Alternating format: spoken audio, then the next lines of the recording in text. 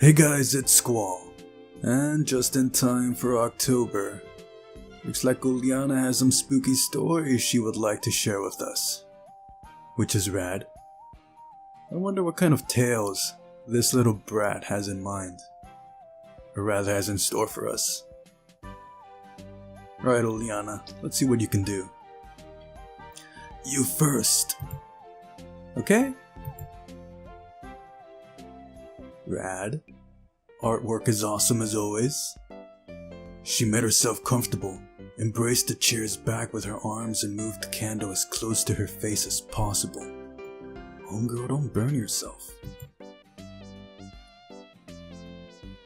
Do I read this in Uliana's voice? Once upon a time, in a village far away, lived a boy. Just a normal boy. Went to school, played with other children. There was nothing special about him. Why are you reading my biography? One day he made a bet with his friend that he wasn't scared to go to the abandoned house. I feel like I'm not doing her voice properly. Uliana left a long pause. So, what was in that house? Don't interrupt me! Inventing it on the fly? She pouted her lips and continued. They say a witch... What? They say a witch have lived in that house? Must be a translation error. They say a witch have lived in that house and people still see her ghost there in the night. Nobody knew for sure, but everybody was scared. Boy had said that it was all nonsense, that he was ready to spend a whole night in there. So he did, but he didn't return in the morning. He was found hanged.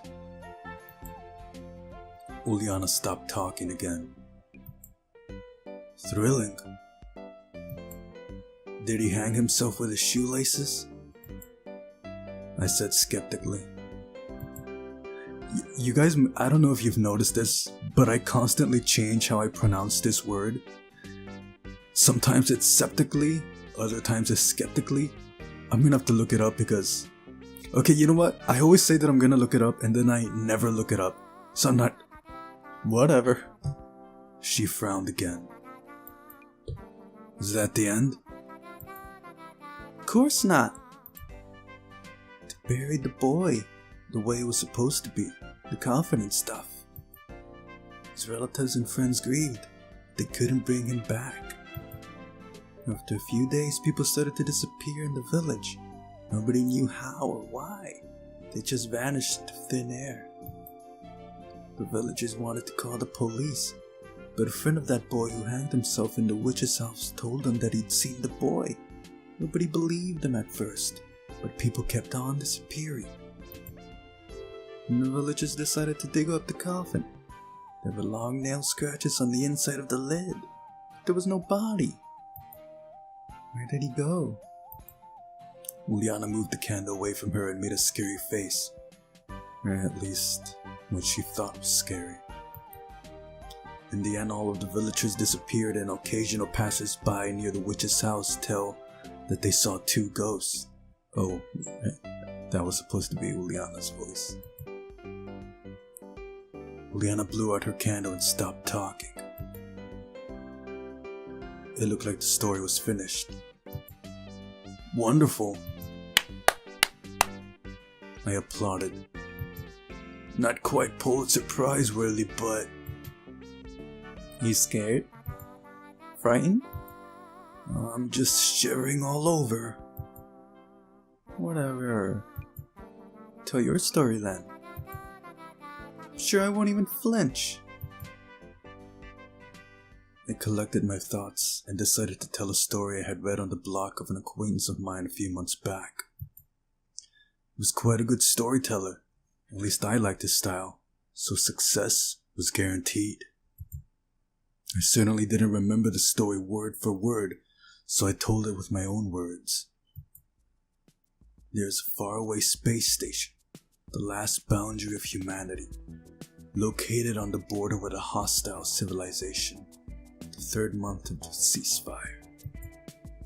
It can't be really called a ceasefire, more like not at war, A small group of survivors is exhausted by a long siege. On one hand, they can't retreat, leaving the outpost.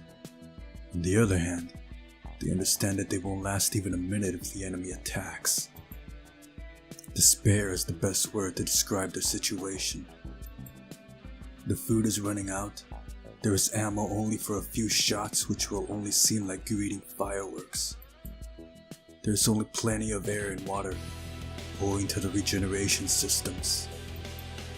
People didn't talk to each other for a few weeks at a time. They may just not see the point of wasting their time on communication while death is at the door. Or behind meters thick station armor, to be precise.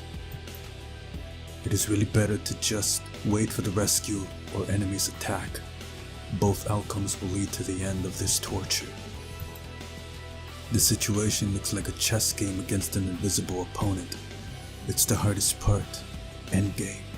Any wrong move will lead to defeat, yours or your enemy's. But does the enemy know about it?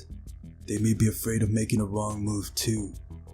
Meanwhile, the humans may move their king, but only one square forward, then one square back again. Any other move will automatically lead to defeat. A step forward is an implied threat to attack, and a step backward is a deliberate necessity of defense. The game would be much easier if the opponent was sitting in front of you. Even an experienced chess player can't hide nervous eye movements, the occasional drop of sweat, or shaky hands. On the one hand, everything is futile. Everyone realizes that the situation is hopeless, because no one would decide to make a move to escape the imminent defeat. On the other hand, when seeing the opponent in front of you, understanding that he is totally like you and can make a mistake, you can more easily stake everything. The opponent may feel the same difficulties. These are the circumstances of the few men and women on the edge of the universe. There were no orders from headquarters for several days. But the last orders had contained nothing useful, only the usual demand to keep on defending. One square forward, one square backward, the swinging of an eternal pendulum. At the beginning of the 4th month, the commander decides to retreat. He reasons that the lives of his soldiers are more important than the mythical ideals of humanity. No one will judge him for this. Moreover, they can't change anything. The preparations don't take much time. The greatest asset you can save from a sinking ship is your life. The host station crew board the rescue vessel. The launch sequence starts. 3, 2, 1. And nothing. The bay doors don't open. They send mechanics to check for malfunctions, but they don't find anything. The doors should open, but they don't open the 2nd time, or the 3rd time. The commander orders his crew to leave the station in rescue pods, but they can't launch either. They explain it as technical malfunctions. The crew tries to communicate with headquarters in vain. After a few days, the executive officer notices that there is nothing on the radars. Nothing at all. No planets, no asteroids, no enemy ships. Just an endless darkness. They run out of food in a month. Everybody thinks that it's the end. But no one dies. Not after a day, a week, not even after a month. As if there is no need for food to sustain human life. At this moment, the majority of the crew goes insane. Some of them just stay in their rooms and pray. Some wander around the station. Some try to commit suicide. But neither point-blank shots with a plasma gun, nor hydro tank diving, nor even simply slitting the veins brings any results. Days pass by, months, maybe even years. Nobody keeps a track of time. Insane people recover their minds again and normal people go insane. It repeats many times. In the end, the crew accepts its condition. They start to make up occupations, theatrical stagings, sports tournaments, readings of self-written books.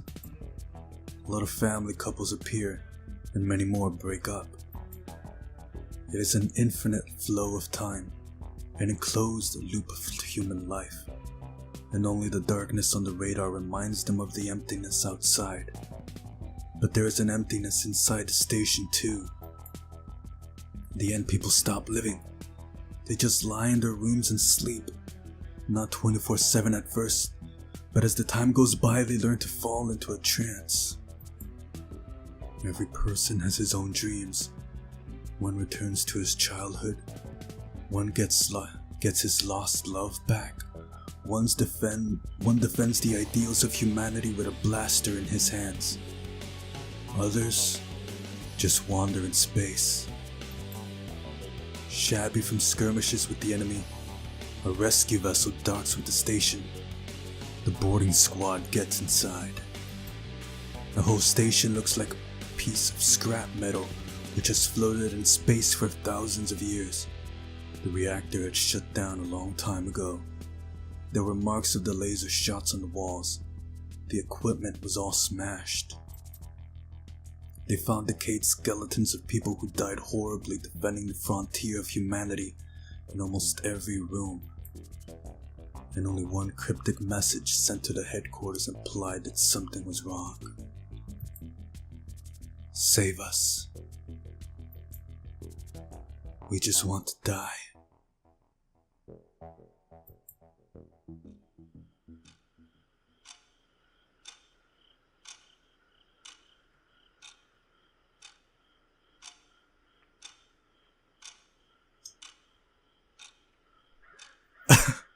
Okay, that was awesome.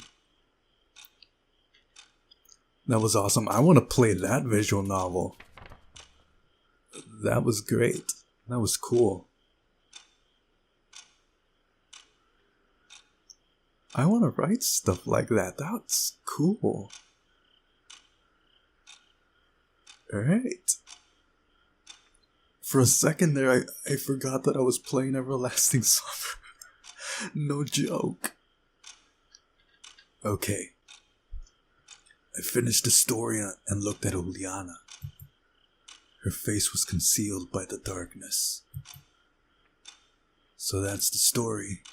I blew out the light. Uliana shrieked, rose up, and threw herself towards me. We fell on the floor. Again. This again. What's up with you? Nothing. The voice sounded very scared. Why is she in her socks? Looks like my story hit the jackpot. I mentally congratulated myself. Uliana wasn't having fun though. She embraced me, shivered, and sobbed. What's wrong with you silly thing? I patted her head. It's just a story. It's not real. You and your stupid stories. Uliana cuddled up to me more. Were you that scared? Yeah. Frankly, I didn't expect such an honest answer from her. Everything's alright. Time heals all wounds. She'll calm down. Listen, Semyon... What? Never mind. It's nothing. She buried her face in my chest. Minutes passed. Okay, I understand. Maybe we should go? And she's asleep. I listened. Uliana snored quietly. Hey, wake up! Can you even fall asleep from fear? Good question. Wake up, I said. No reaction. I tried to stand up. Uliana certainly didn't weigh more than 40 kilograms, but imagine yourself lying under such a weight. It's not really easy to stand up. You would think that Uliana was dead if not for her breathing. I certainly could make more effort. But then I'd wake her up and it all will start again. Such an unenviable situation. There is the option to wait until she wakes up by herself, though. She certainly won't sleep all the way until morning after such a story. I look through the window at the starry sky. I wonder if there really is a distant outpost with a ghost crew. My eyes slowly closed, and in a moment I fell asleep.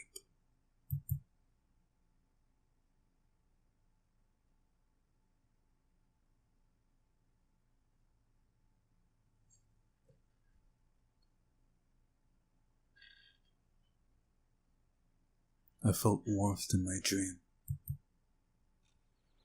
It happens sometimes.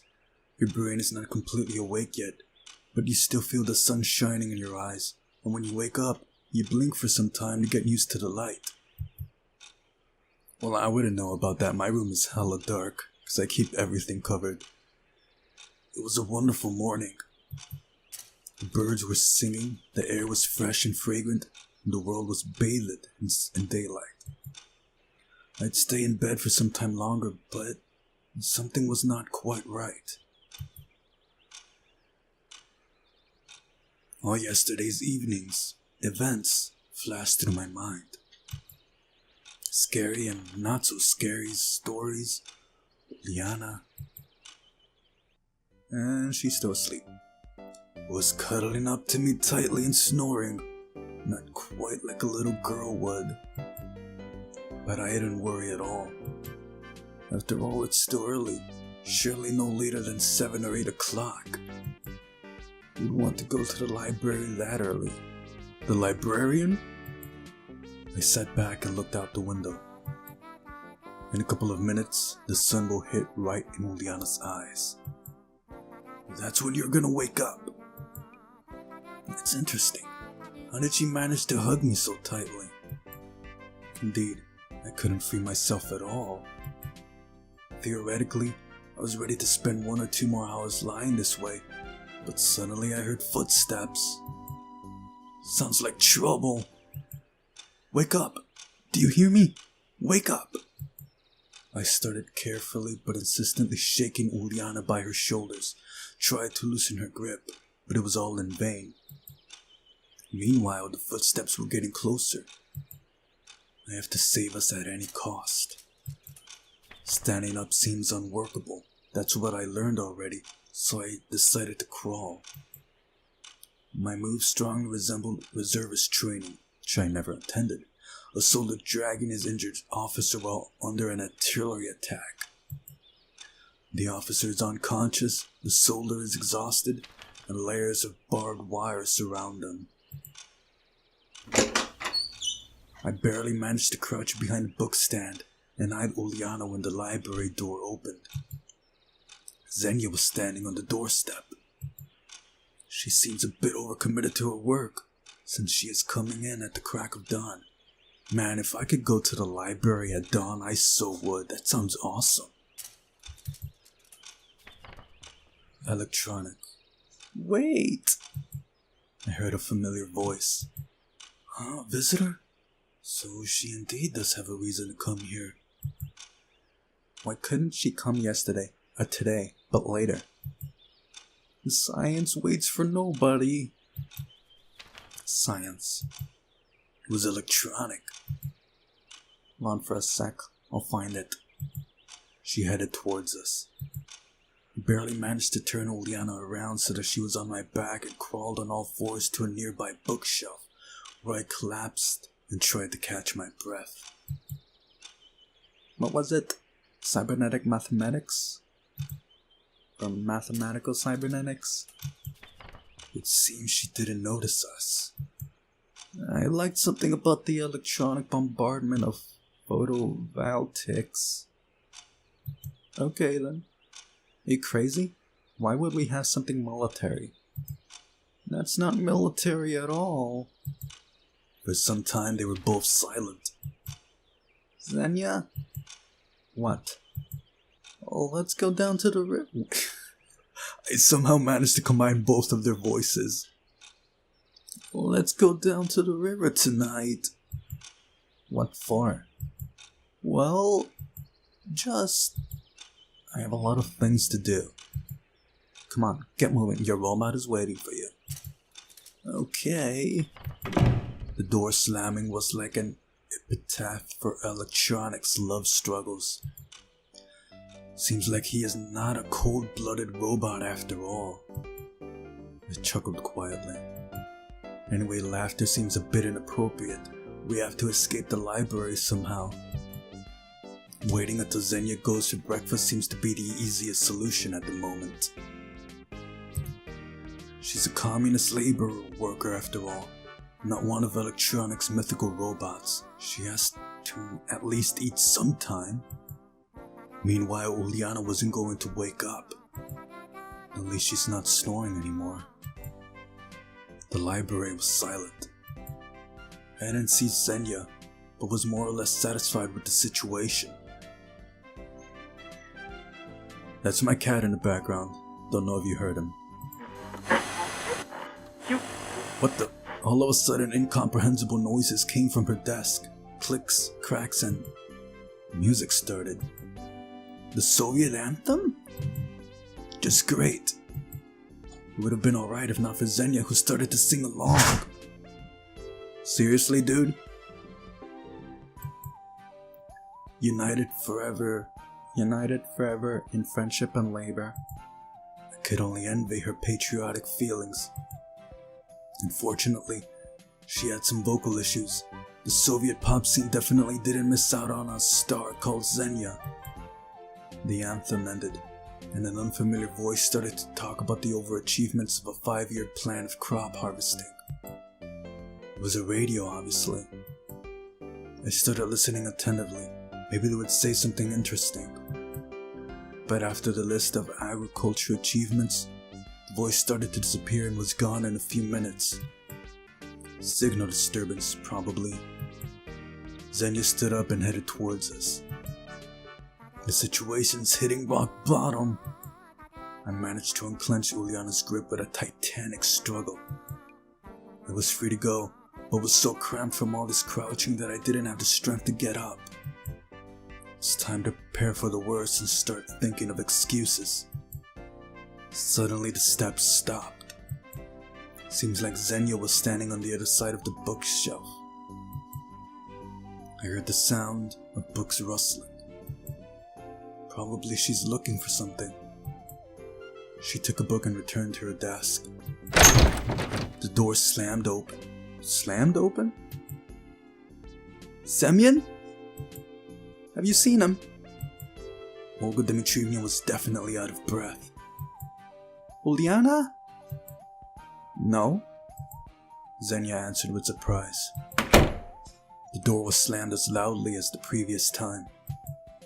Seems like everyone is looking for us, and Xenia will start to look around the library.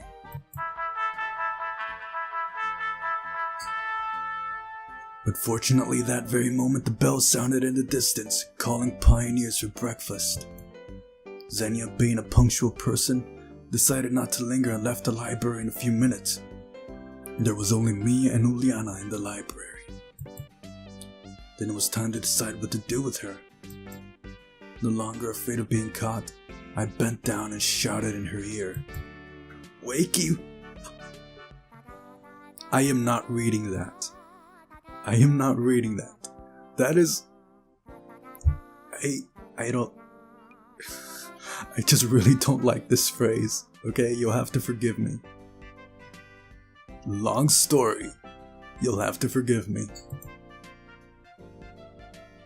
She instantly jumped and started to look around. Noticing me, Uliana's eyes widened. What are you doing here? Playing at spies. Huh? Never mind. Did you sleep well? Yes. Seems she's not yet completely conscious. Breakfast? Yes. We left the library. At last. No, I was certain that I won't have to explain anyone to what, how, and why of Uliana and myself being in there all night long. Sorry for falling asleep like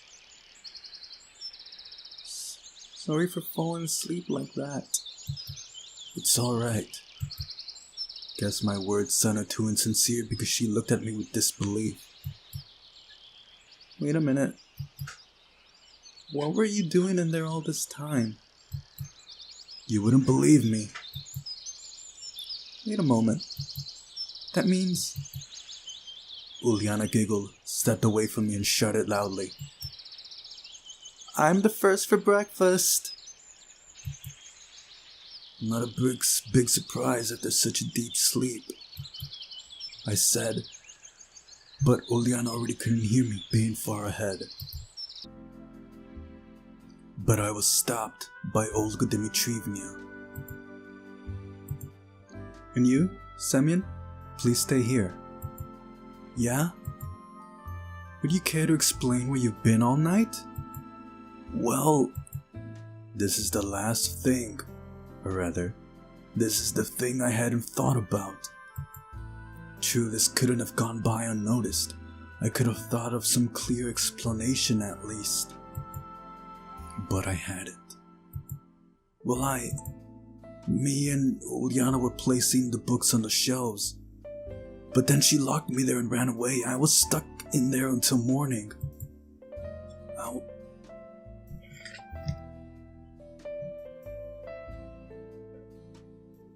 I was at the library today, and I didn't see you there. Kind of aware of that. Well, I left quietly. And why is Uliana telling me something completely different? What might that be? You know what her stories are like? Yes, you might be right. I can't leave a pause for a moment. Just don't think this means I believe you. I didn't think that. Okay, we'll deal with it later. I won't forget. I am so sorry for the noise that my cat is making in the background. It's more important to find Shirk now. Yeah. Dismissed.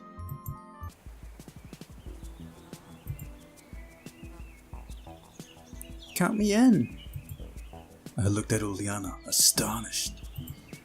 Her thirst for adventure seemed to have no limit. Look, night, ghosts, and old camp. It's great. On the one hand, such company always promises trouble, but on the other hand, it feels safer going together. Perfect. Having said our goodbyes to the other girls and Olga Dmitrievna, we were left alone. Do you consider this just an entertaining walk? Well, yes. What's the matter? Uliana giggled. Never mind, really. I sighed. Oh, hold on. I'm gonna fetch a flashlight. Okay. So yeah. Cool episode. I really love that story. And escaping from the library was fun, right? I've never done something like that. I don't think. Yet.